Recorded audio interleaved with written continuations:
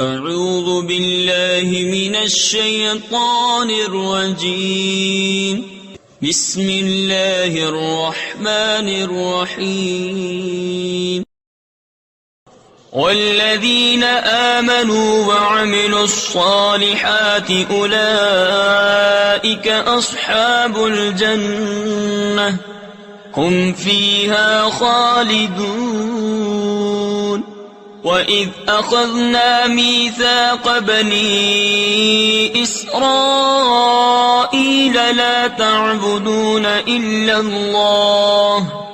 وَبِالْوَالِدَيْنِ إِحْسَانًا وَذِي الْقُرْبَى وَالْيَتَامَى وَالْمَسَاكِينِ وَقُولُوا لِلنَّاسِ حُسْنًا وَأَقِيمُوا الصَّلَاةَ وَآتُوا الزَّكَاةَ ثم توليتم إلا قليلا منكم وأنتم معرضون۔ اور جو ایمان لائے اور اچھے کام کیے وہ جنت والے ہیں، انہیں ہمیشہ اس میں رہنا۔ اور جب ہم نے بنی اسرائیل سے عہد لیا کہ اللہ کے سوا کسی کو نہ پوجو اور ماں باپ کے ساتھ بھلائی کرو اور رشتہ داروں اور یتیموں اور مسکینوں سے اور لوگوں سے اچھی بات کہو اور نماز قائم رکھو اور زکات دو، پھر تم پھر گئے مگر تم میں کے تھوڑے اور تم روح گردہ ہو۔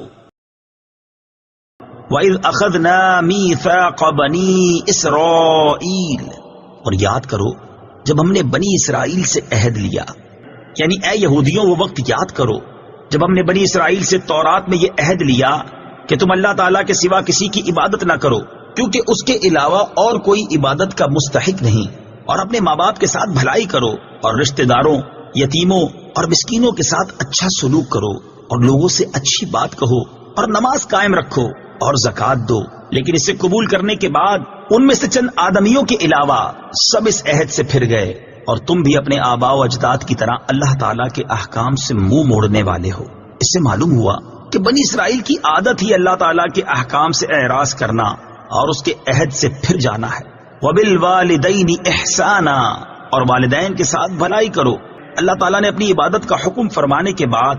والدین کے ساتھ بھلائی کرنے کا حکم دیا۔ اس سے معلوم ہوتا ہے کہ والدین کی خدمت بہت ضروری ہے۔ والدین کے ساتھ بھلائی یہ ہے کہ ایسی کوئی بات نہ کہے اور ایسا کوئی کام نہ کرے جو ان کے لیے باعث تکلیف ہو، اور اپنے بدن اور مال سے ان کی خوب خدمت کرے، ان سے محبت کرے، ان کے پاس اٹھنے بیٹھنے، ان سے گفتگو کرنے اور دیگر تمام کاموں میں ان کا ادب کرے، ان کی خدمت کے لیے اپنا مال انہیں خوش دلی سے پیش کرے، اور جب انہیں ضرورت ہو ان کے پاس حاضر رہے، ان کی وفات کے بعد ان کے لیے ایصال ثواب کرے، ان کی جائز وصیتوں کو پورا کرے، ان کے اچھے تعلقات کو قائم رکھے۔ والدین کے ساتھ بھلائی کرنے میں یہ بھی داخل ہے کہ اگر وہ گناہوں کے عادی ہوں یا کسی بد مذہبی میں گرفتار ہوں تو ان کو نرمی کے ساتھ اصلاح و تقوی اور صحیح عقائد کی طرف لانے کی کوشش کرتا رہے۔ وَذِي الْقُرْبَى،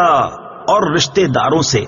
حقوق العباد میں سب سے مقدم ماں باپ کا حق ہے، پھر دوسرے رشتہ داروں کا، اور پھر غیروں کا۔ غیروں میں بے کس یتیم سب سے مقدم ہے، پھر دوسرے مساکین۔ اسلام میں حقوق العباد کی اہمیت۔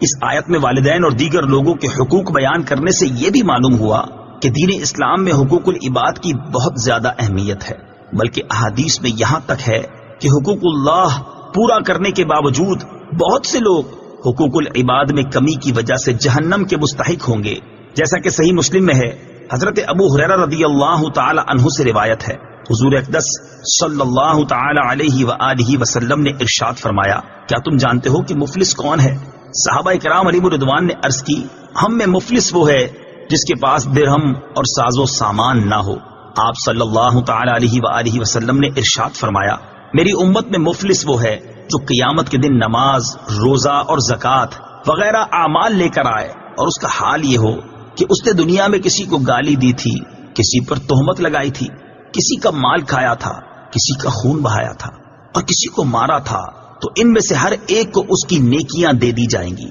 اور ان کے حقوق پورے ہونے سے پہلے اگر اس کی نیکیاں اس کے پاس سے ختم ہو گئیں تو ان کے گناہ اس پر ڈال دیے جائیں گے، پھر اسے جہنم میں ڈال دیا جائے گا۔ وَقُولُوا لِلنَّاسِ حُسْنًا،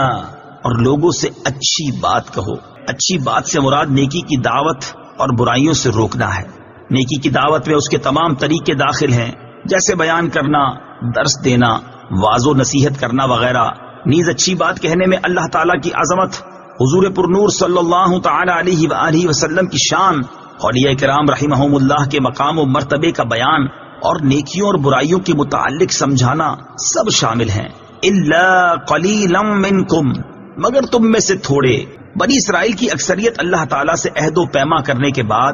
اپنے عہد سے پھر گئی اور گناہوں کے راستے پر چل پڑی۔ البتہ کچھ لوگ صحیح راستے پر ثابت قدم رہے اور اسی گروہ والے ہمارے حضور صلی اللہ تعالی علیہ وآلہ وسلم کا زمانہ پا کر ایمان لے آئے۔